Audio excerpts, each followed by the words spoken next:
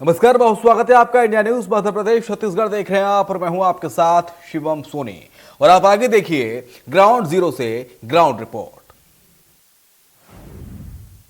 जी photo tweet के मामले में दिग्विजय सिंह ने सफाई दी है और दिग्विजय सिंह ने अपना पक्ष रखते हुए कहा है कि ये किसी फोटो जो है किसी परिचित ने उनको भेजी थी जो उन्होंने ट्वीट की है और जिस परिचित ने ये फोटो उनको भेजी थी उसे खरगोन का बताकर ही भेजा गया था।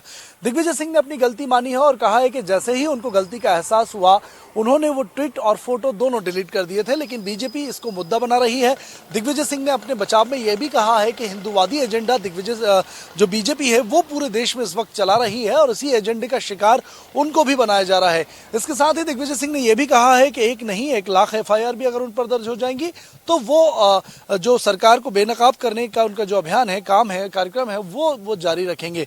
दिग्विजय सिंह की गिरफ्तारी की तैयारी अब भोपाल की पुलिस कर रही है। पुलिस की जांच में भी उस कथित फोटो और वीडियो को भोपाल का मध्य प्रदेश का नहीं पाया गया है। यानी कि एक बात तो साफ है कि जो फोटो दिग्विजय सिंह ने ट्वीट किया था दिग्विजय भी मान रहे हैं और पुलिस जांच में भी सामने आया है कि वो फर्जी थी।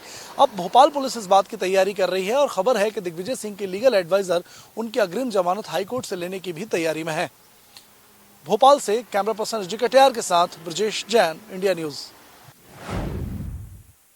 इंदौर शहर में ट्रैफिक का दबाव लगातार बढ़ता जा रहा है, लिहाजा शहर में जगह जगह पर इस तरह के पुल बनाए गए हैं ताकि ट्रैफिक का लोड कम किया जा सके।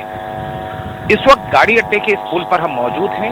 इस पुल का ये वाला भाग और ये वाला भाग सुचारू रूप से चल रहा है। जून 2020 में इसका जो तीसरी भुजा है जो कि जूनी इंदौर को कनेक्ट करती है, इसे तैयार हो जाना चाहिए था। कोरोना के चलते इसका काम डिले हुआ। 2 बार डेडलाइन दी गई, अब अगली डेडलाइन दी जा रही है। 15 से 20 दिनों के अंदर ये पुल का हिस्सा बनकर तैयार हो जाएगा। लंबे समय से इस बात का इंतजार था, लंबे समय से लोग इस बात की गुहार लगा रहे थे कि ये हिस्सा शुरू होना चाहिए। एक बार फिर तस्वीरों में देखिए कि कंस्ट्रक्शन अब भी चल रहा है।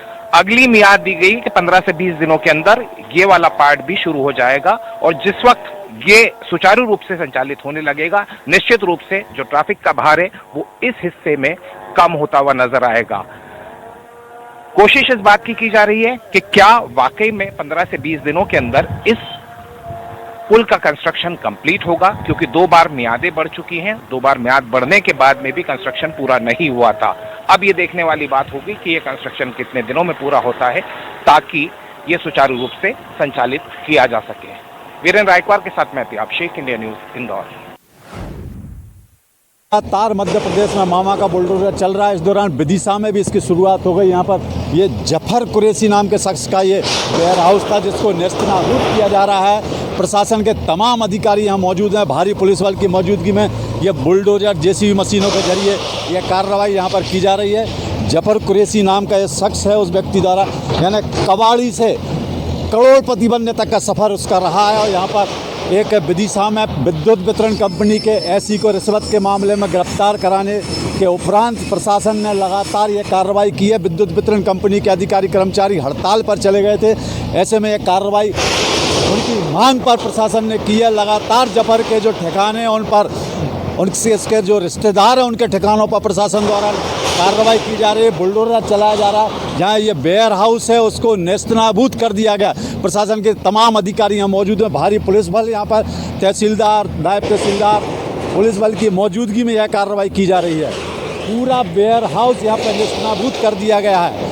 और उससे पहले भी जफर कुरैशी के जो पारिवारिक रिश्तेदार थे उनकी कॉलोनी में भी जो अवैध निर्माण थे उसको गिराया गया था। ये मामा का बुलडोजर यहाँ पर चल पड़ा है। जेसीबी मशीनों बुलडोजर के जरिए भवन धराशायी किया जा रहा है। लगातार कार्रवाई पिछले 1 हफ्ते से लगातार जारी है। कैमरा पर्सन दीपक के साथ मनोज श्रीवास्तव, इंडिया न्यूज, विदिशा। उत्तर प्रदेश में बुलडोजर बाबा तो मध्य प्रदेश में बुलडोजर मामा। मध्य प्रदेश में लगातार कुछ महीनों से इसी तरह की कार्रवाइयां हम देखते आ रहे हैं। पिछले कुछ दिनों की अगर मैं बात करता हूं तो लगातार इस तरह की कार्रवाइयां अतिक्रमण हटाने की और साथ ही साथ एंटी माफिया अभियान के तहत इस तरह की कई कार्रवाइयां को अंजाम दिया जा रहा है। इंदौर, भोपाल सहित मध्य प्रदेश के कई हिस्सों में इस तरह की कार्रवाइयां देखने को मिली है। मध्य प्रदेश में मुख्यमंत्री शिवराज सिंह चौहान ने सीधे तौर के ऊपर कहा है कि किसी भी तरह का नालायकी और बदमाशी बर्दाश्त नहीं की जाएगी। इंदौर में एंटी माफिया अभियान के तहत कई सारी कार्रवाइयां की गई, जिसमें कई सारे लोगों की संपत्तियों के ऊपर इसी तरह बुलडोजर चलाए गए हैं। रामनवमी के दिन इंदौर के पास खरगोन में दंगे के बाद हुई कार्रवाई पर असदुद्दीन ओवैसी ने सवाल खड़े किए, लेकिन सवाल कितना जायज है इस बात का अंदाजा इससे लगाया जा सकता है कि इंदौर में पिछले कुछ महीनों में दर्जनों ऐसी कार्रवाइयां की गई हैं जिसमें माफिया, गलत काम करने वाले, आदतन अपराधी और अतिक्रमण वालों पर कार्रवाइयां की गई हैं। एक कार्रवाई कुछ दिन पहले यहां हुई थी, उसके कुछ दिन पहले कुछ और कार्रवाइयां इंदौर शहर के अंदर अंजाम दी गई थी। एक मॉल को इसलिए तोड़ा गया था क्योंकि वो अवैध बनाया गया था। निश्चित रूप से इस तरह की कार्रवाइयां मध्य प्रदेश के अन्य भागों में भी चल रही हैं। खरगोन की घटना के ऊपर सवाल उठाना कितना जायज है ये निश्चित रूप से समझा जा सकता है, लेकिन मध्य प्रदेश में शिवराज सिंह चौहान ने सीधे तौर पे कहा है कि अब जीरो टॉलरेंस की पॉलिसी अपनाई जाएगी। वीरेंद्र रायकवार के साथ मैं त्याब शेख, इंडिया न्यूज, इंदौर। महंगाई का दौर लगातार जारी है। एक और जहां पेट्रोल, डीजल, गैस और दूध में बढ़ोतरी हुई है, तो वहीं अब देखा जा रहा है कि अब सब्जियों के दाम भी बढ़ने लगे हैं। अगर बात की जाए तो अब 10 रुपये का एक नींबू मिलने लगा है। ऐसे में जो सबसे बड़ी जिम्मेदारी होती है वो घर के होम मिनिस्टर पर होती है। होम मिनिस्टर बोले तो घर की महिलाएं जो घर का पूरा बजट तय करती है, उनके ऊपर पूरी जिम्मेदारी आ जाती है। मैं घर पे ही मौजूद हूँ और मैं आपको घर के अंदर लेके चलूँगा, जहाँ पर हम सीधे अब किचन पर पहुँचेंगे और किचन में जाकर जो महिलाएं हमारे साथ में मौजूद है उनसे ही जानने की कोशिश करेंगे कि घर का बजट कैसे मैनेज हो रहा है। देखा जा रहा है कि लगातार जो दाम है वो बढ़ रहे हैं। अगर सब्जियों की बात की जाए तो सब्जियों के दामों में भी लगातार बढ़ोतरी दर्ज की जा रही है। आप देख सकते हैं कि यहाँ पर जो महिलाएं किचन पर मौजूद है उनसे ही बात करने की कोशिश करेंगे कि घर का बजट कैसे मैनेज हो रहा है। मैडम, लगातार महंगाई बढ़ रही है, ऐसे में घर का बजट कैसे मैनेज हो रहा है? भैया वाकई महंगाई तो बहुत बढ़ गई है। इतनी महंगाई बढ़ गई है, हर चीज़ का भाव बढ़ गया है। फल फ्रूट ले लो, सब्जी ले लो, पहले 100 रुपये लेके जाते थे, पूरा झोला भर के लेके आते थे। अब 500 या 1000 रुपये में भी वो झोला वाकई नहीं मतलब भर पाते अपन। गैस टंकी ले लो, स्कूल की फ़ीस ले लो, ट्यूशन की फ़ीस ले लो, इतनी महंगाई आसमान छू रही है कि वाकई घर चलाने में दिक्कतें आ रही है।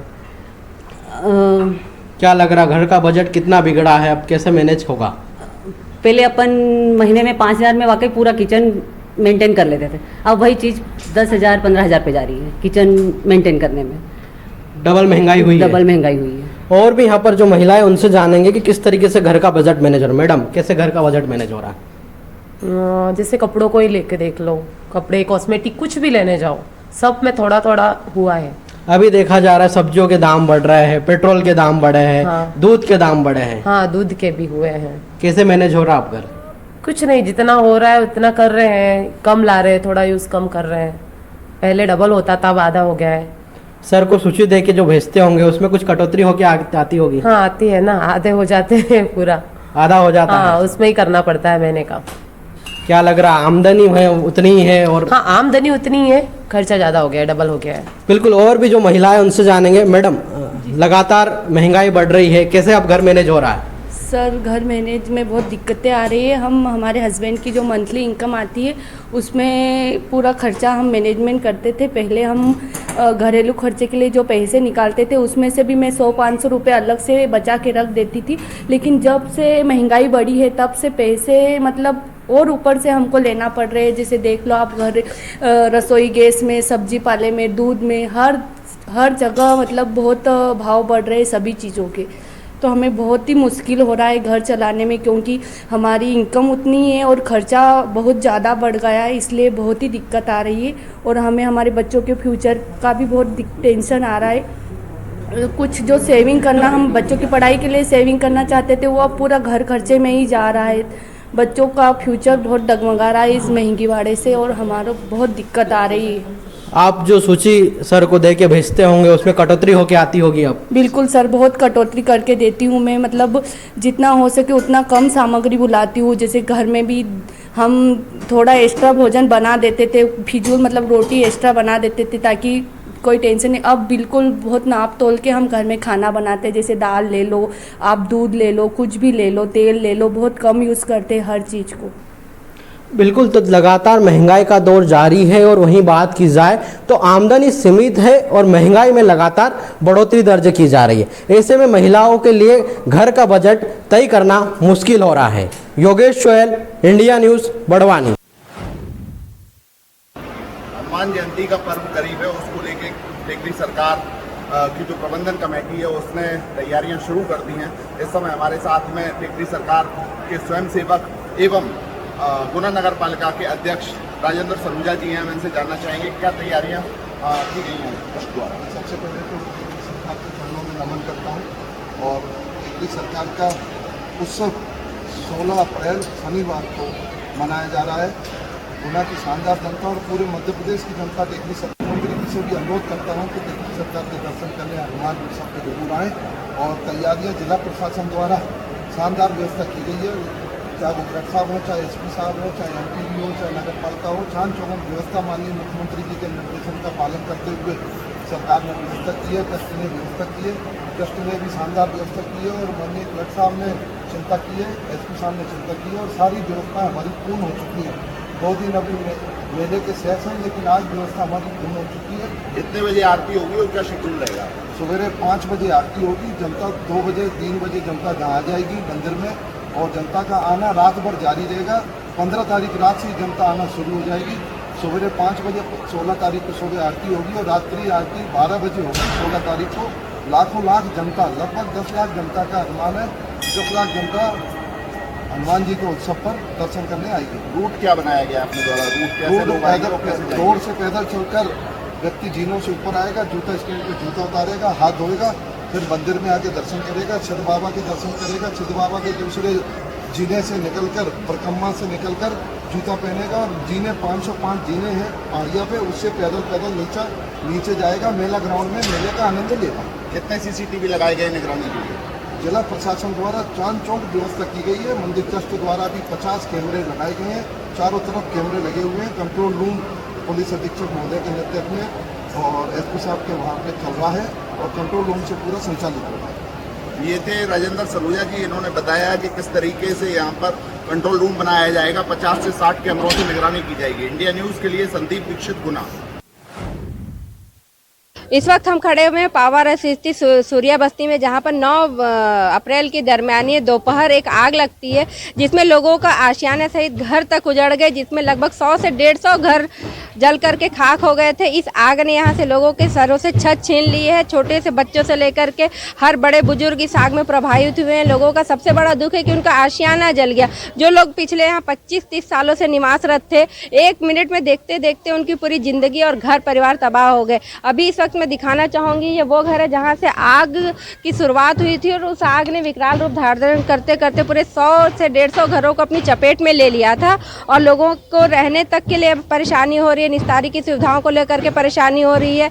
इस ओर से जिला प्रशासन, निगम प्रशासन लोगों को सहायता तो उपलब्ध करवा रहा है, जो कि ना के बराबर कहा जा रहा है। अगर ये जो घर बना के दिए जा रहे हैं, दोबारा टीन शेड के बना के दिए जा रहे हैं, जो कि यहाँ के रहवासियों का कहना है कि इसको अगर दिया जाता तो एक पक्के के मकान बना के दिए जाते तो इनको कहीं ना कहीं सुविधा मिलती। दोबारा अगर कभी ऐसे हादसे या हानि की बात होती है तो दोबारा ऐसे हादसे ना हो, ऐसा कैसे कहा जा सकता है। इन सब बातों को लेकर के इंडिया न्यूज़ ने यहाँ के रहवासियों से बात की। अब जो इस झोपड़े में रह रहा है वही सटीक नहीं बता रहा है, तो हम कैसे बताएं कि लगाई गई है कि लग गई है अचानक। द्वारा जांच भी बैठाई गई है कि आग लगने के कारणों का पता लगाया जाएगा। पता लगाया जाएगा। भी पूछा था तो उन्होंने कहा है कि जांच समिति बनाई गई है और उसमें जांच करेंगे। तो आप लोगों का क्या कहना है? आप लोग खुद प्रत्यक्षदर्शी हैं, देखा है आप लोगों ने उसको, अभी वो नहीं, लोग बताते हैं यहीं से लगा है। अब हम लोग मार्केट में चले गए, शनिवार का दिन था, और क्या कैसे लगा कैसे नहीं लगा। मैं इस बस्ती में ना मतलब डेली कमाने खाने वाले लोग हैं और ऐसा है कि आपको यहाँ लोग मिलेंगे। अभी तो जला हुआ तो आपको लोग मिल रहे हैं यहाँ पे, वैसे आपको कोई नहीं दिखेगा। हफ्ते में मात्र आपको सोमवार को लोग दिखेंगे, नहीं तो डेली मतलब यहाँ पे सुबह से ठेला लेके निकलते तो रात 10, 11, 12 कितना बजेगा हमको ये नहीं पता रहता है। बस ये घर जो हम लोगों को मिल रहे हैं टीने का है और लकड़ी का है ना। और इससे भी मतलब मजबूती था जो पहले बना हुआ था, लेकिन वो भी टीने का और लकड़ी का था तो पहले भी जल गया ना। और मतलब हल्के लगे था, आग जब लगी थी तो बहुत हल्की थी, लेकिन फैलने में समय नहीं लगा क्योंकि वो लकड़ी के थे, बांस बल्ली के थे तो समय नहीं लगा। तो फिर भी तो वैसे ही मिल रहा है हम लोगों को, तो ऐसा मिल रहा है तो किस बात की गारंटी है कि ये जलेगा नहीं, ये फिर जलेगा, फिर उजड़ेगा, फिर लोग ऐसे ही परेशान होंगे। और हर लोग मतलब यहाँ के हर लोगों का यही कहना है, ये मांग है कि अगर हमको इतना सारा सुविधा दिया जा रहा है, ऐसे तो ये काफ़ी नहीं है, लेकिन जब इतना दिया जा रहा है तो हमको ये दिया जाए कि यहाँ पे ईंटे का बने, छोटा छोटा तो है सबका, बहुत ज़्यादा बड़ा है नहीं, लेकिन जो बन रहा है ना ये ईंटे का बने, सीमेंट थोड़ा बालू हमको मिले, जो मतलब एक ठोस हो जाए, जो आग लगे भी तो मतलब हर किसी को नुकसान ना हो। जहाँ लगे तो आदमी मतलब ये है कि थोड़ा बहुत ही होगा, आदमी अपना बचा लेगा, लोगों को भी बचा लेगा। मध्य प्रदेश के पूर्व मुख्यमंत्री कमलनाथ खुद को हनुमान भक्त होने का दावा करते हैं और इसी के चलते हनुमान जयंती 16 अप्रैल को पूर्व मुख्यमंत्री कमलनाथ और सांसद नकुलनाथ छिंदवाड़ा में हनुमान जयंती को लेकर के भव्य आयोजन जो है वो करने जा रहे हैं। सुबह से लेकर शाम तक 16 अप्रैल को कार्यक्रम किए जाएंगे, पूजन अर्चन किया जाएगा। बनारस से पंडित बुलवाए जा रहे हैं जो प्रदेश की और छिंदवाड़ा जिले की सुख शांति के लिए पूजा करेंगे, जिसको लेकर पूरी कांग्रेस पार्टी को जिम्मेदारी सौंप दी गई है। यहाँ पर कांग्रेस भवन में छिंदवाड़ा जिला कांग्रेस के अध्यक्ष, प्रदेश कांग्रेस के उपाध्यक्ष, महिला कांग्रेस अध्यक्ष, यूथ कांग्रेस अध्यक्ष, चौरी विधायक और तमाम जो कांग्रेस जन है वो जिम्मेदार के रूप में काम कर रहे हैं और 16 अप्रैल का जो कार्यक्रम है उसको कामयाब करने के लिए प्रयासरत भी है। मैं इनसे जानता हूं कि पूर्व मुख्यमंत्री कमलनाथ के क्या निर्देश हैं और 16 अप्रैल को हनुमान जयंती पर अध्यक्ष जी बताइए कि क्या क्या होने वाला है। हम सब भगवान के भक्त हैं, हनुमान जी के भक्त हैं, राम भक्त हैं, तो निश्चित रूप से ये जो पूरा कार्यक्रम हमारा बना है, हम लोगों ने सभी से चर्चा करने के बाद 2 चरणों में कार्यक्रम को बनाया है। पहला चरण हमारा माननीय कमलनाथ जी सुबह सबसे पहले 8:45 को यहाँ से निकलेंगे और उसके बाद पूजन में सम्मिलित होंगे सिमरिया मंदिर में। वहाँ पर पूरी पूजा विधि विधान से कराई जाएगी और पूजा का मुख्य उद्देश्य यह है कि आपने जैसा कहा, हमने आपको जानकारी दी, कमलनाथ जी का उद्देश्य है, कमलनाथ जी धर्म प्रेमी है, हनुमान भक्त है, राम भक्त है। उनकी इच्छा है कि पूरे ज़िले में सुख शांति और समृद्धि का वातावरण बने। इसकी कामना करते हुए माननीय कमलनाथ जी ने पूरे कार्यक्रम में सबसे पहले छिंदवाड़ा की सुख समृद्धि के लिए पूजा अर्चना पहले चरण में प्रारंभ की। वहाँ से पूजा अर्चना करने के बाद माननीय कमलनाथ जी 10:30-11 बजे के आसपास 10:30 बजे यहाँ छोटी बाजार आएंगे, चौक दर्शन करेंगे, हनुमान जी का पूजन करेंगे, राम जी का पूजन करेंगे। उसके बाद बड़ी माता मंदिर जाएंगे और उसके बाद गदा पूजन करने के उपरांत वहाँ से जो हमारी 2 पहिया वाहन की रैली निकलेगी, 2 पहिया वाहन से वहाँ पर हमारे जो भक्त लोग अपनी मोटरसाइकिल से वहाँ आएंगे, उसको रवाना करेंगे, हरी झंडे दिखाएंगे और हमारी यात्रा वहाँ से प्रारंभ होगी है। सिमरिया हनुमान मंदिर में जो कार्यक्रम होने जा रहा है वो चरण तो मैंने आपको जानकारी दे दी। दूसरा चरण हमारा शाम को माननीय कमलनाथ जी आरती में 6 बजे सम्मिलित होंगे। उसके बाद जो विश्व प्रसिद्ध हमारा लेजर शो है वो उसकी जानकारी आपको पब्लिक को देनी है, क्योंकि यह एक अपने आप में अद्भुत लेकिन अपने आप में ऐतिहासिक भी है। पिछले बार कमलनाथ जी ने लक्ष्मी पूजन के दिन, दिवाली दिन कराया था, लेकिन संयोग से पानी गिरने के कारण पूरा नहीं हो पाया। मैं आम नागरिकों से, आम भक्तों से निवेदन करना चाहता हूं कि वो सब आए। शाम को 6-6:30 बजे के आसपास हमारा कार्यक्रम प्रारंभ होगा, उस लेजर शो को देखें। उसके बाद 7:30 बजे से ऋचा शर्मा जो विश्व प्रसिद्ध गायिका है हमारे धार्मिक गानों की, वह उसमें अपनी प्रस्तुति देगी। गाने का पूरा प्रसारण वहाँ से होगा।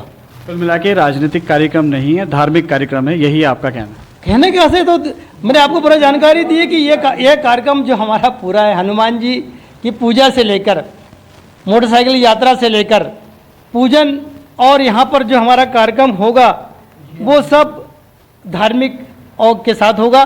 उसमें कहीं कांग्रेस का नाम नहीं है, उसमें कहीं किसी व्यक्ति विशेष का नाम नहीं है, यह सबका कार्यक्रम है। हमें प्रसन्नता है कि इस कार्यक्रम की गरिमा बढ़ाने के लिए माननीय कमलनाथ जी और हमारे राम भक्त नकुलनाथ जी यहाँ हनुमान भक्त ये पहुँच रहे हैं। ये पूरी समिति का नाम जो है हमारा, माननीय कमलनाथ जी ने कहा कि कांग्रेस परिवार का रहेगा।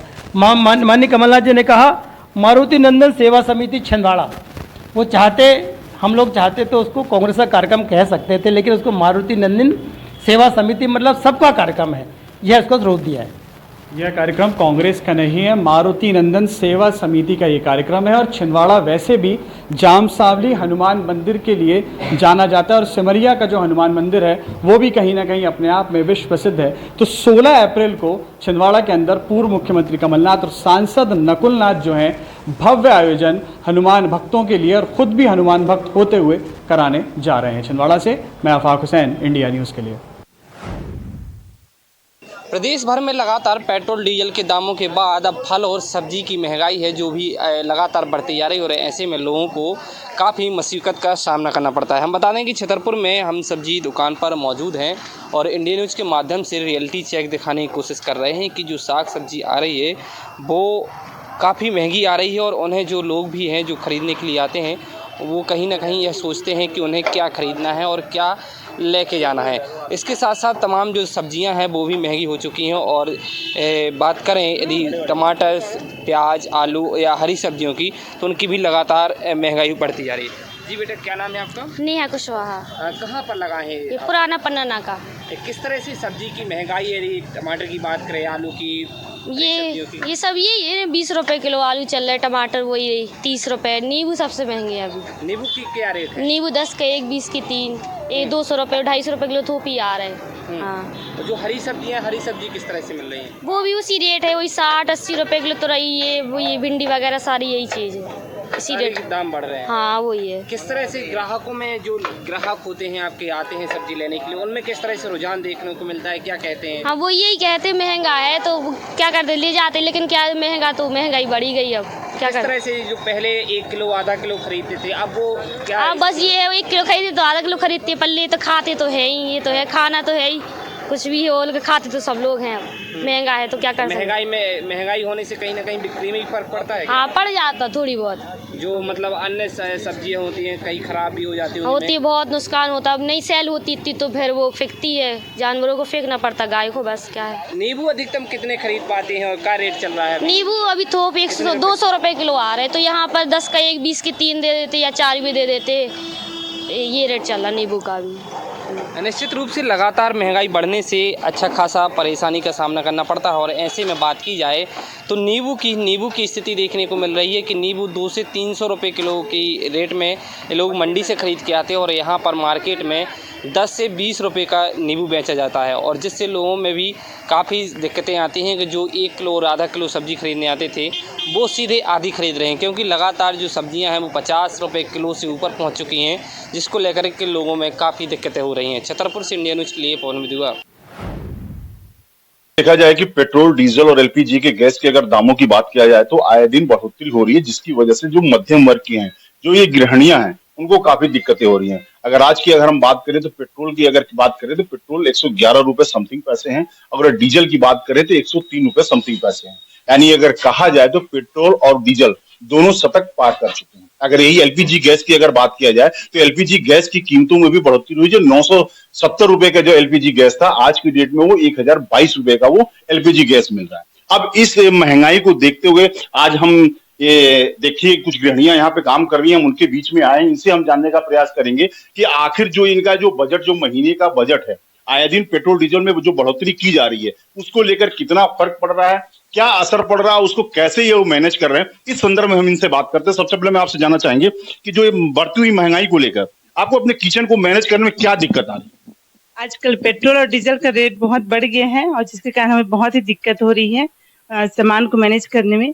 पहले 4-5 हजार में किचन मतलब महीने का आ जाता था, आज वो 10,000 पहुंच गई है, जिसमें बहुत कटौती करनी पड़ रही है बाकी चीजों में। तो कैसे मैनेज कर पा रही हैं आप? बस सामान को बस पहले से कम खरीदना पड़ रहा है ना। पहले ज्यादा खरीदते थे तो अब उसको लिमिट में वो करना पड़ा है। और रसोई गैस वगैरह है वो बहुत बढ़ गई है ना, तो बहुत दिक्कत हो रही है। तो सरकार से क्या उम्मीद है? राज्य सरकार, केंद्र सरकार कुछ नहीं कर रही है। बस हम लोग यही चाह रहे हैं कि कुछ करें, लेकिन कुछ नहीं करी सरकार, और हम लोग को मीडियम मध्यम वर्ग वालों को बहुत दिक्कत हो रही है इसमें। मेरे साथ कुछ और गृहिणियां, हम उनसे बात करें। देखिए, आप ये भी काम कर रहे हैं, इनसे बात जानना चाहेंगे। आपसे जानना चाहेंगे, जो बढ़ती हुई महंगाई को लेकर किचन संभालना कितना महंगा हो रहा है? बहुत महंगा हो रहा है, बहुत दिक्कत हो रहा है हम लोग को सामान खरीदने के लिए। पहले जैसे सरसों का तेल था, कितने में लेती थी, अब क्या अंतर आ गया? बहुत अंतर आ गया है। मतलब 100 और कितना था, 150 या कुछ था, तो 200-250 में मिल रहा है सरसों का तेल, तो हम लोग नहीं खरीद पा रहे हैं। तो आखिर मैनेज कैसे कर रहे हैं आप किचन के बजट को? अब थोड़े थोड़े ले रहे हैं सामान को, तेल वगैरह को। जैसे कि हम लोग 5 किलो खरीदते थे, वो 1 किलो खरीद रहे हैं, पैकेट वाले खरीद रहे हैं। बहुत दिक्कत हो रहा है। ये परेशानी कब से बनी हुई है? जब से पेट्रोल गैस का भाव बढ़ा है ना, तब से।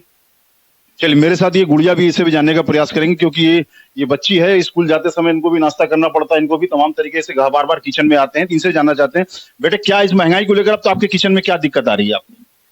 हम लोग डेली मतलब स्कूल जाते थे तो 10-20 रुपए लेके जाते थे, ताकि रास्ते में कुछ ले लें और खाने पीने के लिए, लेकिन अब वो ले जाते ही नहीं है। घर पे ही जो मिलता है उसी के लिए जाते हैं। और जो मम्मी सामान लेने भेजती थी मार्केट, तो उसमें से पैसे बचते थे, उसमें से भी हम लोग चॉकलेट्स लेते थे, या तो इधर उधर खर्चे कर देते थे, बट अब हम वो नहीं कर सकते। यानी ये माना जाए कि महंगाई की मार आपके पॉकेट के खर्च पे भी आ गई है। हाँ हाँ, आ गई है। जैसा आपने देखा कि गृहिणी थी और ये बच्ची थी, साफ तौर पे इनका कहना है कि जो बढ़ती हुई जो महंगाई है, कहीं न कहीं इनके बजट पे भारी पड़ रही है, और ये राज्य सरकार और केंद्र सरकार से ये उम्मीद कर रही हैं कि आने वाले समय में राज्य सरकार चाहे केंद्र सरकार कुछ ऐसा करे, कुछ टैक्स में ऐसी छूट दे जो महंगाई पे लगाम लग सके और इनके जो किचन का बजट है वो गड़बड़ ना हो सके। Ashutosh Tiwari, India news, Mahasamund. बढ़ती हुई महंगाई में एक और जोर का झटका धीरे से लगा है। हर खाने का स्वाद बढ़ाने वाला नींबू इन दिनों सब्जी भाजी, रसोई गैस और पेट्रोल से भी ज़्यादा महंगा बेचा जा रहा है। अगर किलो की बात करते हैं तो जो नींबू 50 और 100 रुपये किलो बिकता था, आज उसकी कीमत 300 और 400 रुपये किलो बताई जा रही है। छोटे नींबू की बात करते हैं तो छोटे नींबू जो होते हैं वो 200 रुपये किलो तक बिक रहे हैं। नींबू नाश्ते की दुकान हो, होटल हो, या खाने के ढाबों हो, या सब्जी की दुकान हो, सबसे नींबू गायब हो गया है। अगर नींबू मिल रहा है तो या तो छोटे मिल रहे हैं, तो वो भी 10 रुपये का एक मिल रहा है, कहीं 10 रुपये के 2 भी मिल रहे हैं, लेकिन उनमें कहीं रस नहीं है और कहीं वो नींबू लायक नहीं है। लेकिन अब सबसे बड़ी बात ये है कि गर्मियों के दिनों में सबसे ज़्यादा अगर नींबू लगता है, ज़रूरत होती है, उन्हीं गर्मियों के दिनों में नींबू की ये बढ़ती हुई कीमतें ये बता रही हैं कि अब बढ़ती हुई महंगाई में नींबू ने भी अपना नाम लिखा लिया है। जहां पेट्रोल डीजल के बढ़ते दामों से आम जनता परेशान थी, सब्जी भाजी के बड़े दामों से आम जनता परेशान थी, तो वहीं नींबू ने भी नई कीमत अपने रख कर नया रिकॉर्ड बनाया है। सब्जी के दुकानदार बता रहे हैं कि जब से नींबू की पैदावार इस दुनिया में आई है, तब से लेकर आज तक कभी इतना महंगा नींबू नहीं हुआ है। अब देखना ये होगा कि नींबू के बढ़ते दाम कब कम होंगे और लोगों की जो स्वाद बढ़ाने वाला, खाने का स्वाद बढ़ाने वाला जो नींबू है, अब उसकी कीमत कम कब होगी, ये तो समय बताएगा। Ajay Gohil, India news, Raisen.